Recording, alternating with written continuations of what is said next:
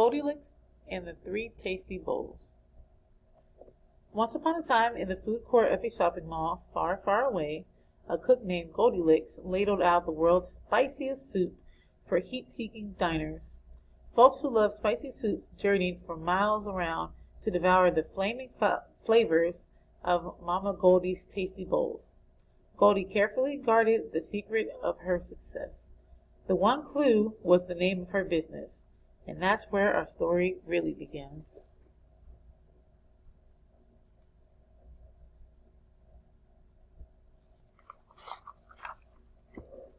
Years later, Goldie went foraging in the forest for her favorite wild peppers. Notice that we have foraging in the forest for her favorite. Those all start with the letter F. Those are an alliteration. You see, even as a young chef, Goldie had a taste for the hottest, spiciest foods. Suddenly, an aroma tickled her nostrils like a beautiful song delights the ears. It was sublime. Goldie hunted the spice scent until she came to a little cottage. There in an open window, sat 3 steaming bowls of soup, cooling in the breeze. "Hello?" she called out. "Anyone home?" There was no reply. "Oh, my!" she sighed, walking to the window.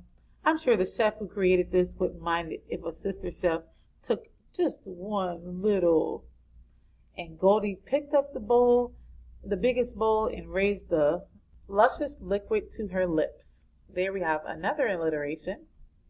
"This is incredible!" she gasped, her taste buds exploding with fiery delight. "I taste tangy tomatoes, smoky chipotle, and fresh cilantro. There's a fiery fiesta in my mouth, and I'm loving it."